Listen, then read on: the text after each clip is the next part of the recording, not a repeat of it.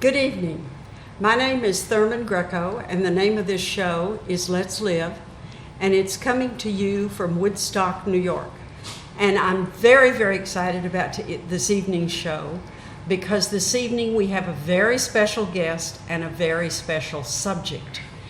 Occasionally, I do seek out subjects, and one of the subjects that I do seek out is bullying, and we have a special guest this evening.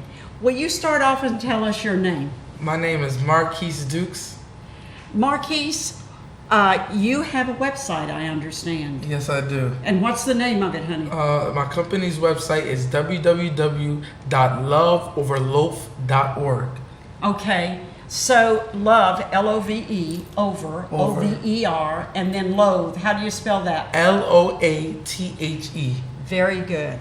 And tell me how did you get to this path of starting the website? What happened that made somebody say to you, we need to go public with this? Well, it all started in October of 2018. In October of 2018, I began to get bullied. Just to give a little background, it started off as verbal bullying. You know, kids would tease me and call me names. I had just accepted my call into the church, and certain things that I did not want to do, other kids wanted me to do, and I refused to do them. So because I refused to do them, they began to bully me. So they would call me names. You know, one thing I've always been insecure about, or was insecure about, was my weight. So they would always tease me about my weight, and certain things that they saw got to me and got me upset, they would say to make me upset. So it started out as verbal bullying, then it went into social bullying. Kids would post things on social media, they would make me feel socially isolated. And that's the thing about social bullying.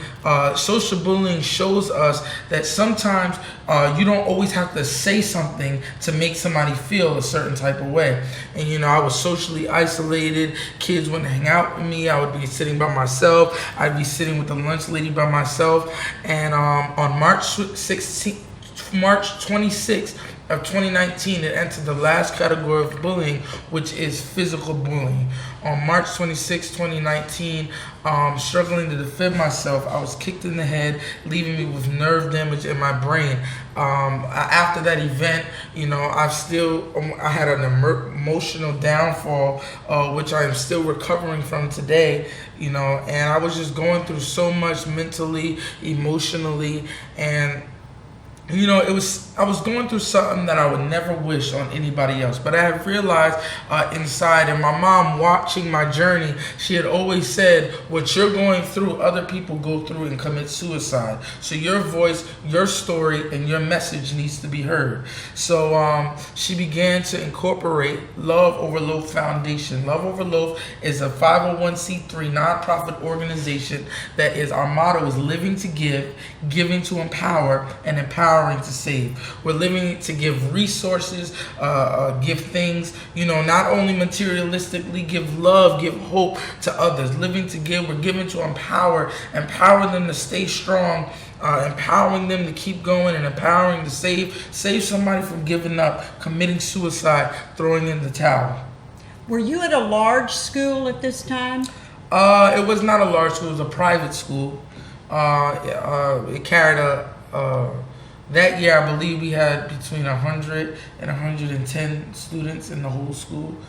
See, that's very interesting to me because in my concept, the way I see bullying is that bullying takes place in a large group. Right. And this was not. This was a small school. Right. And I have recently come to realize, I have come to suspect that bullying takes place more often in a smaller group than in a larger group. Right. What is your feeling about that? I feel like bullying could take place, you know, in any setting, which is, you know, evident. But when it comes to the large and the smaller spaces, I'll say this. It can go unseen for longer in a larger space. It can go unheard for longer. But I believe in a smaller space, I could be wrong, that it comes out faster because more eyes can see it. You get what I'm saying? Yeah. So in a larger space, bullying could be going on, and like I said, you could be bullying somebody. You might not even be saying anything, but socially isolating somebody, making somebody feel like they're not worth being where they are, is bullying. Yeah. So I feel like in a larger space, it could go unseen and unheard for a longer period of time, or can never find out. I mean, I know some people who've grown up and said they've been bullied in their childhood, and nobody has ever known about it. Right. But I feel like in a smaller space, it could go seen, because even in this school, I was bullied and teachers were seeing it. I was in class. My classes weren't but so big, and the teachers were seeing what was going on, and the little things that. How did they respond? The teachers never. Let me not say never, because I don't remember all the way. But from what I remember, the teachers never said anything right then and there. They would always pull me over to the side after class and say something like, I emailed the principal, this, that, and the third is happening during class. But they would never reprimand it right there in the class. And sometimes I feel that can be a problem, because the student then thinks it's okay. They think they're getting away with it. That's a very interesting thing, because my opinion is that sometimes when a person is bullied, they cannot defend themselves. Someone else has to defend them. But I can remember several weeks ago telling somebody, that's bullying. And the response that came back to me was, well, it's only bullying if the person says it. In other words, it was only bullying if you said it. And I don't think when a person is bullied that they can respond. Otherwise, they're not bullied. I believe on the bullying website, it talks about bullying being an imbalance of power. Right. In other words, if I have power over you, your emotions, your physical state, that's bullying. And sometimes when somebody has that power over them, they respond to the power. Yeah. You know what I'm saying? Yeah. So how can they say they're being bullied if they're fearing the person that's bullying them? Absolutely. That is exactly the way I feel. So that's a very delicate thing. So you're in a situation, the teacher, because he or she didn't want to create a scene, which is the way I interpret that, what you have just said, was in effect bullied as well. Because if you're not going to be bullied, you're going to stand up to that person and say, hey, you can stop this now. Right. And that didn't happen in your case.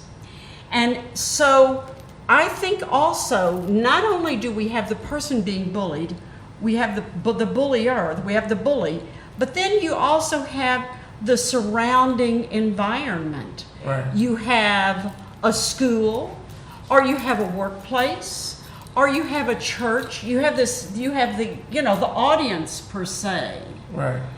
And how can you talk for a moment about how those three pieces come together? I think that one of the important things about the surrounding is the bully can take it as far as he wants, but how the people surrounding the bully response can make you feel worse. Yeah. I was talking to a friend the other day, and a video had surfaced, about some things, and me and that friend were talking, and she was saying, well, somebody in the video who was laughing, they might not have been wrong. Right. And I said, well, them laughing made me feel worse. Yes. Because it's like the bully is saying what the bully is saying. Yes. But the person laughing is kind of confirming or making me feel like what they're saying is true. You know what I'm saying? And it makes me feel worse as a person. Yes. So there are these different components that go into bullying. Right. It's one thing to be bullied one-on-one, but it's another thing to be bullied in a public space. Right. Now, I want to flip over now to your website. Can you tell me about your website? Well, our website, we tend to offer resources on our website. We do a lot of giveaways and things of that nature. We do bullying. That's our primary source, but we also like to give back. So over this pandemic, being that so much has been going on, we've given back in, I believe, April, we gave over 30 or 40 funeral homes over 200 meals to show our appreciation for lunch, giving them lunch, because we knew that, so many people were, passing away. These funeral homes were overwhelmed. These workers were overwhelmed. So to show our appreciation, we traveled and gave over 200 meals to over 40 funeral homes. We've done workshops. We did a connect over Corona Zoom call for the young people to basically come on, meet and greet, and receive encouragement. A lot of seniors this year didn't get to graduate. I mean, they graduated, but they didn't get to have their traditional graduation. Right. And it could, people work hard. People, so a lot of these young people, they fight hard. They work hard, they push hard to get to that moment, and for that to be stripped away from them, in a sense, is pretty emotionally devastating. So we did the Connect Over Corona Zoom call to encourage them. We did an encouraging concert. We've done panels. We did a panel talking about, trying to get the opinions and the thoughts of the youth out into the world, so we can show that the youth's opinion, voices, is very important also. We always on TV, we see the political side, we see what's going on politically, we see what's going on, with Corona, but we don't really see what is happening to the school is actually affecting the youth. So we did panels for that. Most recently, we did a back to school giveaway. We're giving over 100 students back to school supplies, and whoever registered got into a lottery to receive 10 new Chromebooks. So 10 youth received Chromebooks and headphones for back to school virtual learning. Where do the resources to get these products? How do you get all of these things? The Chromebooks and the school supplies and the dinners and things? Well, registration is closed for the back to school drive now, but to stay updated with what we're doing, you can follow us on Instagram at Love Over Loaf Foundation, like us on Facebook at Love Over Loaf. Once again, you can visit our website at www.loveoverloaf.org. And you work with donations? Yes, we do. Donations are very important. We are a nonprofit organization, so donations are very, very important. When others donate, that's how we are able to help others. For example, our foundation has not received a grant yet. So over the summer, we came out with a fall apparel line. With a summer apparel line, 2-piece sets for the women. And that fall apparel line, we sold out. Being that we sold out, we were able to provide the 10 Chromebooks to the young people. So donations are very important. You can donate to our Cash App at $ Love Over Loaf Foundation. We have PayPal, Love Over Loaf, I believe foundation at gmail.com. That's our PayPal. And you can go on our website and donate through our website, www.loveoverloaf.org. You can donate through our website. But every donation, every encouraging message, everything of that nature, we take in, and we appreciate it. We appreciate it so much. Now, if you talk about school, I really feel like bullying is ageless. You can bully a little bitty kid. You can bully a lot of old people get bullied. But I really feel that because of you and your experiences, that this is, and tell me if I'm wrong, but this is an organization that is focused on young people. It's focused on youth. Yes, we focus on young people. So we do help. our focus is the young people. We do branch out. Like we also, I didn't mention, on numerous occasions during the pandemic, we've helped the homeless in the streets. We've gone out literally into the streets, mask, gloves. We provided hand sanitizer and gloves for the homeless. We provided meals for a hospital or two in New Jersey. And watching, might be a little off topic, but it warmed my heart because when we gave the meals, I know for instance, I was told when we gave the meals to the hospital, there was literally a nurse or a doctor, somebody on the curb who took the plate and was sitting there eating it. And when we went into the streets to give out to the homeless people, all of them were looking out for each other. They would take the plates, give it to each other. One lady we even were pulling off, and we saw her pray for her food before we even pulled off. So, it warmed our hearts that we were able to help and bless people in that way. So if a person wants to be a part of this, you accept money, but do you also accept things? Yes, we do accept things. We do certain things like clothing drives. We just closed our clothing drive back in February. So yes, we do accept things. We also accept volunteers. Soon we plan to open up registration for kids to be a part, whether they be a part of our panels or be a part of any activities that we're doing. We're going to be opening so they can just be a part of Love Over Low Foundation. Well, and if you are serving on a poverty level, which you are, and coronavirus has a way of really going after people who are struggling with poverty, then you can take things like school supplies, right, and holiday gifts. It's just amazing, holiday gifts. School hasn't even opened and we're into holiday gifts. Right. So if a person wants to volunteer to become a part of the energy that you are creating with this, where do they go? www.loveoverloaf.org. That is the spot. That is the spot for everything. We got the resources, we got the volunteers. You can see what we're doing on there. You can meet our staff. We have our staff. Everything's on there. There's literally a button you click. It says volunteer. You send in, you fill out the registration form, send it in. I want to open up one specifically for the youth also to be a part of things. But that's the spot. Wow. And you do have these panels. Yes. So you go around to different schools. No, recently we started the panels during the pandemic. So, remember we started last year, November of 2019, yes, and we were struck with the pandemic in March. Yeah. So, our panels have been virtual on Facebook, and I believe we streamed it to YouTube. So they're all virtual. So, and I bet you probably do Zoom, I'm sure. Or yes, if not, you will be doing Zoom. Our first event was on Zoom. It was called Connect Over Corona, and it was a Zoom call for the youth. There was a poet. We had a young poet. We had a young singer. It was me, and then we had a young inspirational speaker who was on there. And then our highlight was we had a clinical therapist. Omar Enos, he came on and he encouraged the youth from a clinical level.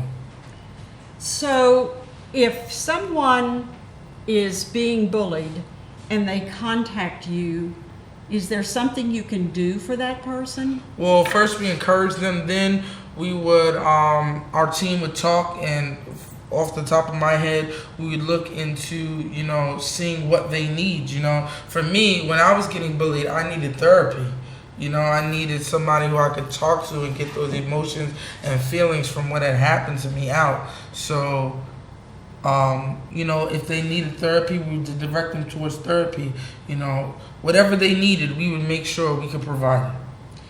When you talk about this, do you include any school resources or any church resources of any kind, or are you developing your own resources? We do have outside resources that we use. I wouldn't say church or school at the moment because we're still working, trying to partner and connect with others. but most of our resources are inside. You know, I go with that. You say that you're really not reaching out so much to schools and churches. I have nothing wrong with, but they have their own cultures. Right. They have their own organizations. And bullying is such an intimate thing. It's different for every situation and every person. Right. And organizations have a tendency to put people and situations in categories, and I don't think you can. I think once you've got a person who's being bullied, you've got an individual situation. You've got something unique. Yes, and I feel like that could be a barrier. That could be a huge barrier to realizing when somebody's being bullied. Trying to categorize that this is not that bad, this is not this bad, this is not that good. You Right. know what I'm saying? Yeah. That could prevent you from realizing that you're really hurting this person. Yes. You know, this person is really being hurt to an extent and to a level. You know, so it's very important, you know, not to categorize and to realize it for what it is. Because I believe bullying happens in the church. Bullying definitely happens in school. Everywhere. Bullying It happens everywhere. Right. At work, church, you know, on the street, whatever, you Right. know. And bullying, I think, is becoming very fashionable now. I really do. I think that there's a lot more bullying going on now Right. than there was, say, 10 years ago. Right. Because we have people in our government and people on television and people on the radio who are bullies, Right. you know. And so, well, if it's okay for him to do it, then it's okay for me, you know. Right. And I see that as a problem that is escalating. I see bullying as a problem that is escalating. Right. Even though you may teach a person who is being bullied how to contradict and how to go against a bullier, Right. you're going to have more bullies out there. Right. I really believe that. It's not a problem that's becoming smaller. Do you agree or disagree with that? I do agree that it's a problem that is expanding. I believe that bullying, you know, starts with the bullying starts within the bullied. You know, hurt people hurt people. That's true. Hurt people. So I believe a bully is hurting somebody else, whether that person has something that they want. They're bullying because they're hurting. You know what I'm saying? And I feel like bullying can also be taught. Oh, And I feel absolutely. I feel like that's why it's important, you know, for, you know, especially I'm saying this because I see it in schools, for like our celebrities and the people that young people look up to make sure that they're being an example, because a lot of those things that they do, we see happening in school, you know, in the streets, in the things, in everyday worldly thing, everything in the world and what's going on. You know what I'm saying? Yeah. Oh, yeah. And I think a lot of times when you try to address a person as bullying someone else, they'll try to pass it off as bad manners. Right. Or not understanding the situation, and that's not true at all. I mean, it is what it is. You Right. know, you have to face on that. And I think bullying is learned at a very young age. I think, what do you think? What's the youngest bully you've ever encountered? Youngest bully. For me, there are 3-year-old kids that are out there that are pretty savvy. You know, they've been knocked around themselves, Right. and they know how to toughen other people up. I think that's part of the playground experience. Right. You know, but I also think that bullying has to do with your personal situation. Right. You know. I feel like, yes, bullying, you know, it starts within. You know, there's something going on within that is being, I wouldn't say cured, but is being hidden by the bullying. You know what I'm saying? So, like, what I mean is, something's going on inside the bully. That bullying makes that thing feel better instead of dealing with it face to face. You know what I'm saying? Yeah. And that's personally how I feel.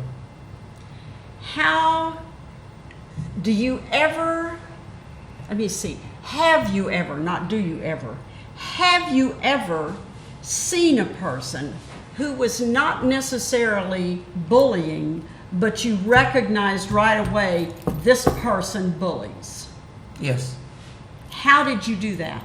Tell me about knowing that. Actually, I can't say yes because you said they weren't bullying, but I recognized the bullying. I've just seen straight out, things said, to people. I've watched something being said to somebody, and automatically in my head, I'm like, if he's doing it to him, he's doing it to a lot of other people. Have you ever tried to step up and intervene? I did. After what happened to me, I did it in school. I saw bullying going on in school one time, and I stepped up. And what got me tripped up is what we were talking about earlier. The girl said to me, it's not bullying unless she says it's bullying. I'm bullying her. Right. Is what I'm saying. Is what I'm saying hurt? Then she turned to the person and said, is what I'm saying hurting you? And she said no. And I saw the look in her eyes, but I didn't say nothing. I walked away. Later, my counselor in school came and talked to me, and I explained to her what I had seen. And she said that she's seen it firsthand, that is bullying. But like I said, if you're in front of the bully, that fear, that power that person has over you is going to make you submit to what they want you to say. Right. They're going to get you to say what you want. Right. And that, it goes from school to the workplace. Yes, it does. So if you're 12 years old or 14 years old and you're bullying somebody, you're going to be 25 or 35 or 50 years old bullying somebody. I believe my mom once told me a quote. It says it's better to fix a broken child than a broken man. Absolutely. If you're not fixed when you're young, when you get older, it's just going to trickle into your adulthood. And because in your adulthood you have so many other things going on, if you don't confront that thing, it could start to destroy the other aspects of your life.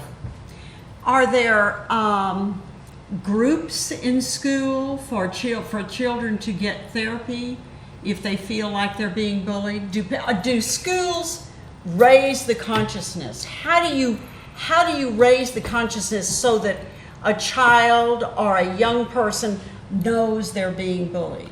I personally don't know if schools do anything. I don't want to say no, they don't, because I personally don't know. I know in my school, we have somebody who is ahead of the bullying program. They do things every month for bullying. So I think that's great and important. But let me say this is what Love Over Loaf is about. Love Over Loaf is about bringing awareness to this bullying. Love Over Loaf is about being able to help those who are being bullied and that power, and being able to break out of that power and repair from it, And Love Over Loaf, after, we long to begin to help bullies also, because we believe hurt people. Not saying what they're doing is okay, but they're hurting too. And maybe if what they're hurting from is cured, they won't hurt others, Have you had experience where a person who was bullying sought some kind of therapy for that? Or did they just defend themselves? Me personally, I never was a bully, but after what happened to me, and I'm still recovering from it today. After what happened to me, I wouldn't talk to my mother, wouldn't talk to my godfather, my brothers, my family, because of what I was hurting from. I would treat them some type of way. I would say things to them that wasn't appropriate to say, especially at my age. I would act a way towards them. And I'm still, going through it, still trying to get better from it today. I would say things to them, do things to them that wasn't right, because of what I was hurting inside. Right. And it's not until I can fully fix what's going on inside of me that I can, be better as a person and no longer be that person. And I feel like that same way applies to bullying. So, what what should a person do if they feel like they're being, because first of all, let me go back to the beginning. If you feel like you're being bullied, do you feel alone? Yes, you do. You feel like nobody is going through it but you. Okay. So if you feel like you're being bullied, can you go to your organization for support? Yes, you can. Yes, you can. We have our phone numbers on our website. You can call us. There's an extension to speak, to me. There's an extension to speak to my mom. There's an extension to speak to somebody. You can email us. There's a place on our website that says connect with us. Tell us your story. So we're one who you can reach out to if you're dealing with something of that nature. And do you ever... how does this work on Facebook? I have not gone to your Facebook page. Do people talk about bullying on your Facebook page? Well, our Facebook is a business space, and people can't talk about it. They do comment under our posts when we post active things and things that is relatable to them. They do comment about, what they're going through, what has happened to them on Facebook. We also have a YouTube channel, Love of a Little Foundation. Too. Not much is posted on it, but we have that, and we plan to do a lot more in the future. What kind of future plans do you imagine? I imagine Love of a Loaf having a building that is a safe haven for young people who are being bullied, a building where I've never heard somebody use this terminology, but the hospital for bullying. I believe that Love of a Loaf our building could be the hospital for bullying. You're being bullied. You are a bully. You can come to our building. We have resources such as therapy. We have different activities, support groups, youth groups, being around people who are going through what you're going through, growing and becoming better together. Well, that's real. That's realistic. That's realistic. I believe that's realistic, because I believe that children leave home if they're bullied. So we have runaways. Yes. And I believe Love of a Loaf can be a safe haven for those runaways. We want young people to know that we do care. A lot of young people, they feel nobody cares. They feel alone, like you were just talking about. They feel like nobody understands what they're going through. So I believe that Love of a Loaf Foundation, the building that we plan to be built, or the building that we plan to have in the future, will be a safe haven for those runaways. Because some aren't bullied in school, aren't bullied in church, aren't bullied at work, or bullied right in their home. Right. And I personally think that these children that feel that they have to leave home, there's not that much of a line between bullying and abuse. Because bullying is abuse. Yes, it is. Physical bullying is a category of bullying. And you talk about children who come from abusive homes. Well, that just includes bullying as far as I'm concerned. Yes. Abusive is kind of a more forceful term, but it's bullying. It's bullying. So I really feel that a person, a child, an adolescent who feels like he or she has to leave home, it's because partially, if not totally, of bullying. Right. And I also feel that there are a lot of children there are some children in this situation who feel called to end their lives. And we're empowering to save. That's what Love of a Loaf is here to do. We're here to empower to save, because it's so easy to get to that point. It's so easy to get, when you feel alone, when you feel like nobody's there, you just want to end it all. When you're in that kind of pain, ending it quickly, suicide is the easy way out. Well, because you feel like you may not feel that there's any other option. Right. I realize that you want to take care of the situation, but sometimes adolescents and children feel like they are boxed in. Right. Because they don't have jobs, and they have no way of moving out to take care of themselves, And so if they run away from home, they may find themselves in a situation that was worse than what was at home. Right. So it's a serious problem. Serious, very, very serious problem. Now, did you, when you were in school and you were bullied, did you have friends that were also bullied, or did you not have friends? No, I didn't have friends who were also bullied. I mean, I had others who I was cool with, but I didn't have anybody who stood up for me. I didn't have anybody who stepped in for me. I was alone in the whole situation, you know. And when some teachers, when I told them, they would, make it seem like I was the problem. You know what I'm saying? Like when I told them, like, this person is doing this to me, they made it seem like, both of you stop it. But this is an ongoing thing, So how could you pin it on me when I'm clearly telling you, I'm clearly showing you, there's other students here who are showing you that I'm not the problem. You know what I'm saying? And then you had some teachers who would just lie, outright lie. You know what I'm saying, for other students. It was just ridiculous. Let me ask you something. What kind of a part does lying play in this whole bullying process, this whole bullying relationship? Is truth a big factor, or is lying a big factor? Or does it not, or is that not important? I feel like it's a huge factor because lying is, sometimes lying is a part of fear. You get what I'm saying? Yeah. So when you're being bullied, like I was saying, when you're being bullied, you just meant, I was talking to my godbrother this weekend, he was saying, it is put in us to lie for two reasons. To protect yourself or protect somebody else.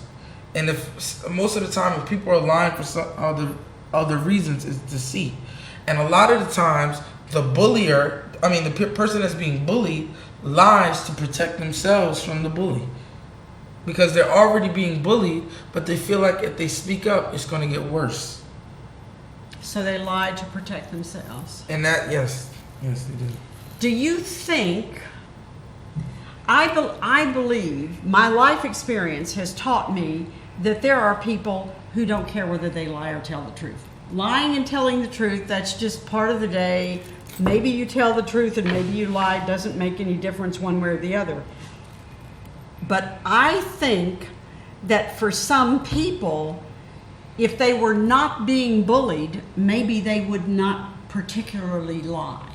In other words, the lying is not a facet of the personality. It is a tool that they're using to protect themselves. Right. Defend themselves, not protect. Because I think with bullying, you really can't protect. I think defend is opposed to protect. Right. What do you think?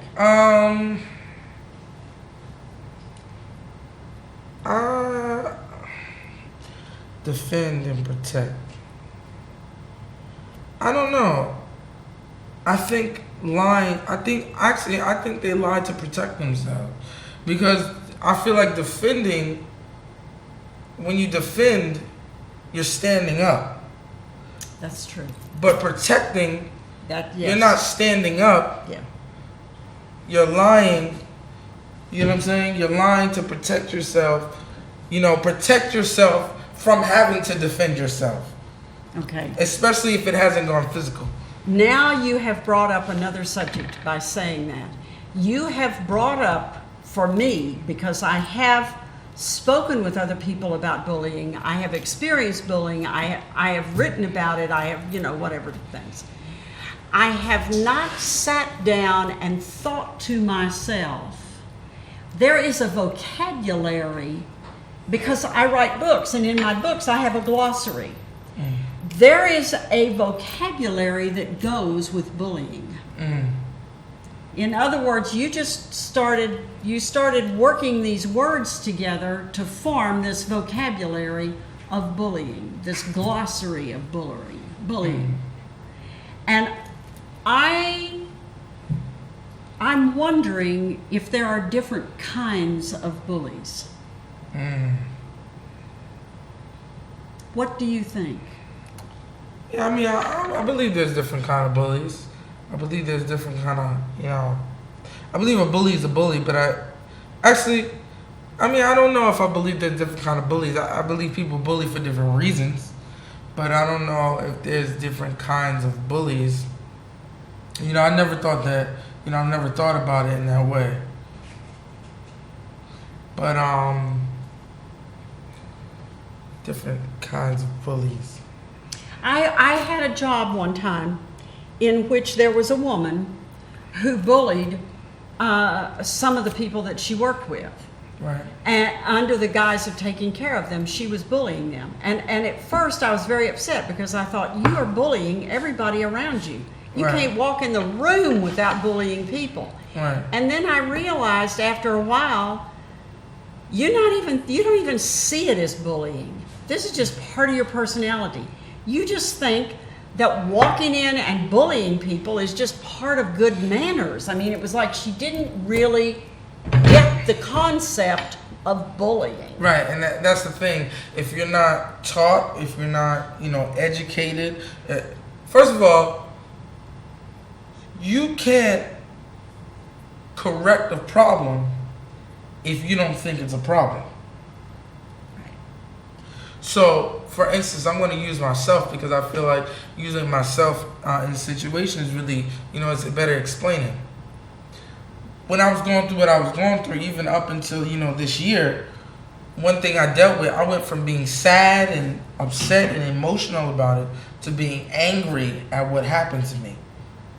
And I would say things and act out of anger. But I would always blame me being angry on somebody else. So this person said this to me, that's why I got upset. It wasn't until I learned that my anger was a problem. It wasn't until I learned that no matter what anybody else does, I have to know how to control my emotions and how I respond. But as long as I didn't realize that my anger was a problem and kept blaming it on somebody else, I couldn't correct it. So that goes to what we were saying. You cannot correct a problem until you realize it's a problem. Somebody can tell you it's a problem all they want, but until you know in your inside, yeah, that's wrong, that's a problem, it won't be corrected because you'll think you're right every time. That's very true. That woman never overcame her situation. She's still out there running around bullying people from the time she gets up to the time she goes to bed. She doesn't see it for what it is. She doesn't see it for what it is. And I'm not going to stay in that pond, so that's her situation. But a person being bullied knows after a while there's something wrong here. And I really wonder, because if you are being bullied, one of your methods for getting out of this box is to leave this box. It is to run away from home. It is to get a new job. It is to leave this boyfriend and get another boyfriend. It is to move out of town. It is to change churches. It is to whatever. Well, let me pose this question. After a while, does the person being bullied, I wonder if they really feel that something is wrong. Because when we think about suicide, in my opinion, a person being bullied, they get to suicide because bullying becomes normal in their everyday life. And it's a normal that it is emotionally draining them and is emotionally making them feel like this is my normal and the only way out is to end this normal. You know what I'm saying? Which bullying is not normal. But because it's continuously done to them, after a while, I'm just speaking my thoughts. I'm not saying this is completely right. I'm just saying it's something that could be questioned. Well, I think what you're saying has some real validity to it. I think when people find themselves in a situation, it's like you're going down an escalator. you keep going down, down, down, down. You didn't go from here to there overnight. I mean, it's a process. Right. Especially if the person that you're in a home with or in a work situation is an alcoholic or a drug addict or whatever. If they are ill and they're taking medication that changes their personality or whatever, they have all these situations, and after a while you think, well, I coped with this yesterday and I coped with it today. And the person's getting worse, not better. Right. So, and that you were saying the elevator, I think that's a great analogy. If you're on an elevator, the levels to bullying. So, verbal, then it goes to social, then it goes to physical. And then once you get to the top level of bullying, it's like the elevator's stuck there, and there's no way out. You know what I'm saying? And that's how a person feels when they get to suicide. They feel like they're stuck. Right. Sitting in that elevator, and I'm just using an analogy here. Sitting in that elevator is becoming normal to them because it's happening so much. Yes. And they feel like the only way out is suicide. So, once again, this is what Love Over Loaf, I feel, is here to prevent. And I don't do it alone. We have a whole team. I mean, my mom, she's a chief operating officer of the company. She helps with all the ideas. We have a whole board that supports and helps and continuously gives. If you're going through some, in the beginning of the pandemic, we're going through some financial troubles, and our board just continuously came together, giving and trying to keep it going. My godfather is the CFO, Chief Financial Officer, Reverend Marshall D. Morton. Then my aunt is she's an operating officer. She works with my mom. Then I got my brother, the chief field marketing officer. He's continuously out there getting us sales with our apparel. We do have apparel. This is one of the shirts here, but we have apparel that we sell that helps us be able to, the profit we use to help others, and then we have our spiritual advisor, my Grandma Mitzi Harmon. So, it's not only me, we have a team that's continuously working, that's coming together for meetings, continuously trying to help me and this company's dreams be fulfilled. Tell me about your spiritual advisor. That's got to be an important job. That is an important job. The money. Listen, that's what boards do. They open their wallets. And if they don't open their wallets, they figure out how to open somebody else's. That's what a board does. Okay, I got that one down. And the CFO and the COO and the CEO, I know all of that. The spiritual advisor, that's a whole other thing. Right. Tell me about your spiritual advisor. Well, let me say this. We're not a religious-based company. Right. But you still have spiritual issues. You can run from religion and still have spiritual issues. And that's correct. So my spiritual advisor, she's a senior. She's my Grandma Mitzi Harmon. And she's been a real example for me and my family for a very long time. I've watched her in certain situations and things that are going on. I've watched the certain things that she deals with, and her faith is like skyrocket. Anything can happen, and to watch her get up every morning at 4:30, and she is consistent in her faith and the things that she believes in. It really gave me hope, and it made me feel like this is something that needs to be part of this company. For instance, my grandfather died in April of this year from COVID-19 and many other side health afflictions, and just to watch her, how she's dealing with it, how she's coping with it, and to see how she's still there for us. She's still pushing us. She's still consistent in her faith. Not saying she doesn't have weary moments. She doesn't have moments where she's down, but she stays, strong for us and consistent. And I said, this is something we need for the company. So for our spiritual advisor, she sits on the side. She watches us. She speaks to me after the meeting, and she tells me, I think it was good. I think this needs to be fixed. I kind of go to her. I'm like, what do you think about it? And it's she's a great person. She doesn't judge. I've done many things to be judged, and she still hasn't judged me. She doesn't judge. She doesn't, make you feel like, she doesn't bully.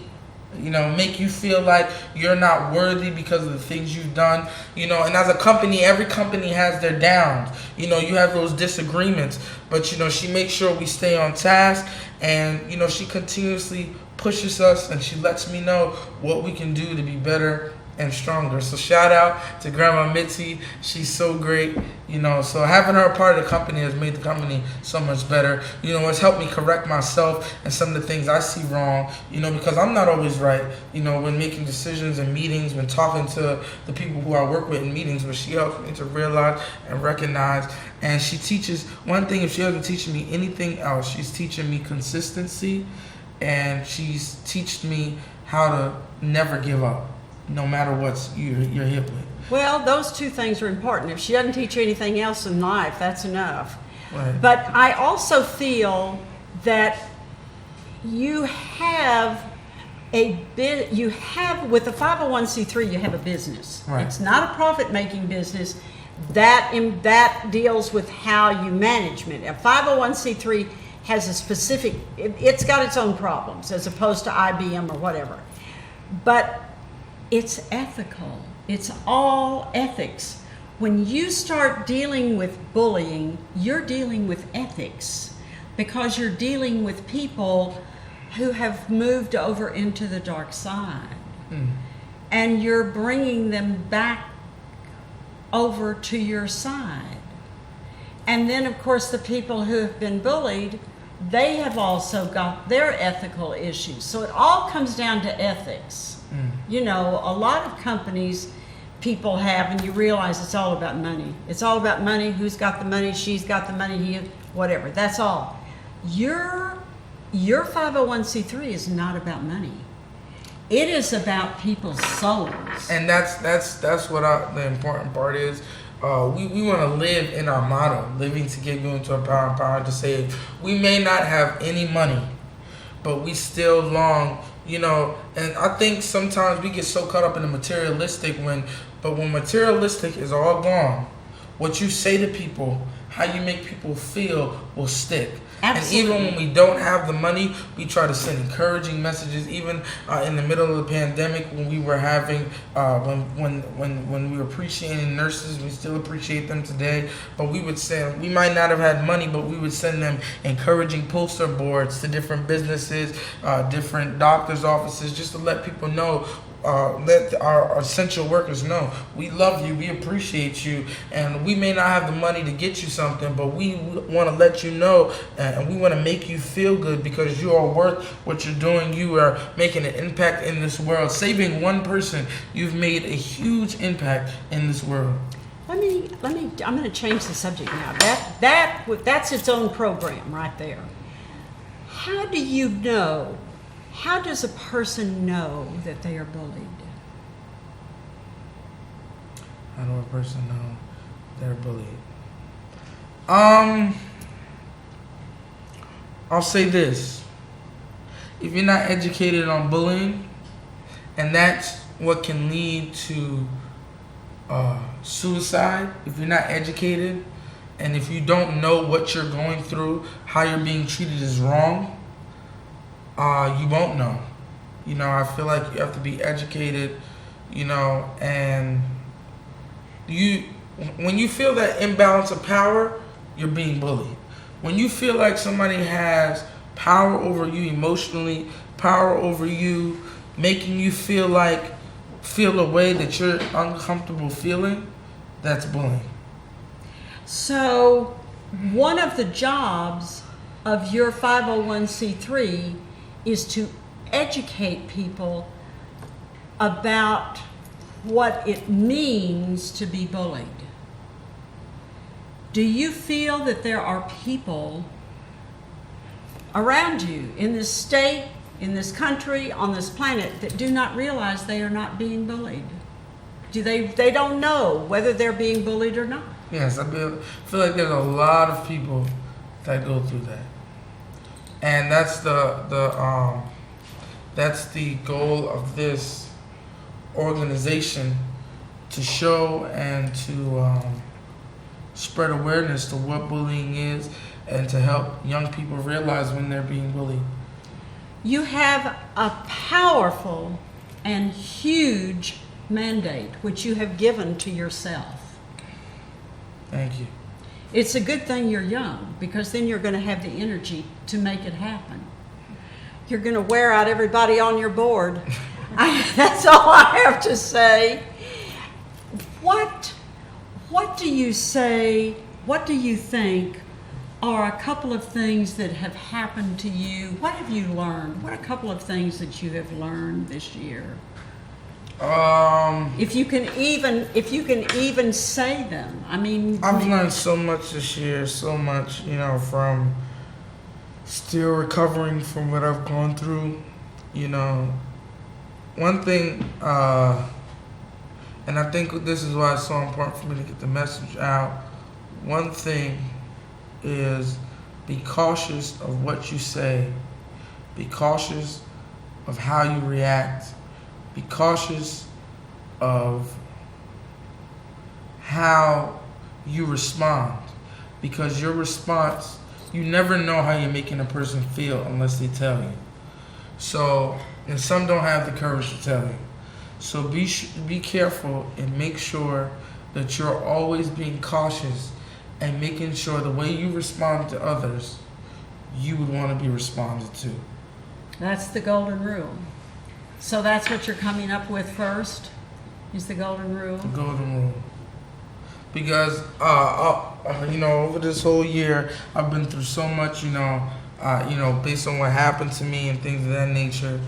And recovering from what happened to me, I made I almost inflicted my pain on other people.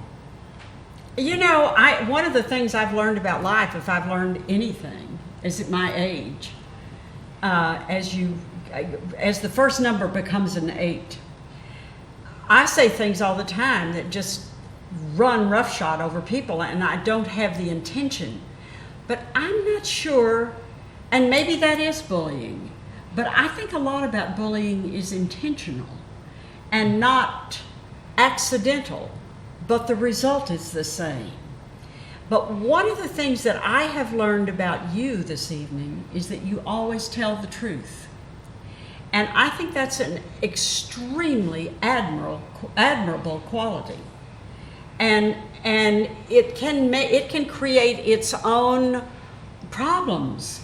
But telling the truth has become rare in this country. And so that's something you need to hang on to, and you have got through this organization enough to keep yourself going for the rest of your life. There's no question about that. Tell me again, just before we sign off, how can people find you? You can find us on www.loveoverloaf.org. That's LOVERLOATHE.org. And tell us your name again. My name is Marques Dukes. Dukes. Dukes. You can donate to Cash App $Love Over Loaf Foundation.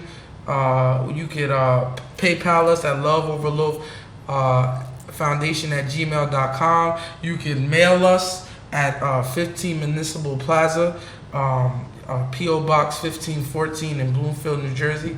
I believe the zip code is 07003. And your donation, no donation is too big or too small, and every donation you send is never in vain. We're always going to use it to give to somebody, to empower to somebody, and to save somebody. That is the way that I feel, because I deal with feeding the hungry, and I'm at the Mowers Meadow on Saturday. Last Saturday I was there, and I have a donation jar, and a woman came by and she felt very uncomfortable. She put a quarter in the bottle. I said, "Hey, your quarter is as important as somebody's check for the thousands. Every donation is important." And I think it's important that you have t-shirts. I think it's important because some people don't want to just give. they want to receive something for what And they we buy. do have t-shirts. If you go to www.loveoverloaf.org, if you're going on a computer, you're going to see it on the top right. You're going to see the button shop. If you're doing it on a phone, on the top left, you click the three, I believe it's horizontal lines, and you scroll down, you go to press shop. We got t-shirts, we got mugs, we got pins, we got different kinds of t-shirts. We're going to be coming out with a new fall apparel, so stay tuned for that. And we have many things that you can receive. You know, if there's a color that's not on there that you would like, you can email us or call us and let us know. So that's a resource that you have also. You know, even a t-shirt, you know, we spread the message because, I don't know if you're not going to be able to see it probably but on our logo, if you go on our website, in the heart, that's my actual Fitbit monitor the day I got kicked in the head. And around that time, you can see it go up to the yellow, is when my heart rate spiked up because I got kicked. So behind everything we do, we have a message. And behind everything you wear, you will be sending a message. That's wonderful. And thank you so much for joining us this evening. And this has been wonderful. I look forward to seeing your program we have it on the carousel, but I also look forward to having you take this home and putting it on YouTube. Thank you so much. Because I think it's a very good program, and I think we did a good job this evening. And thank you very much for watching us, and good evening.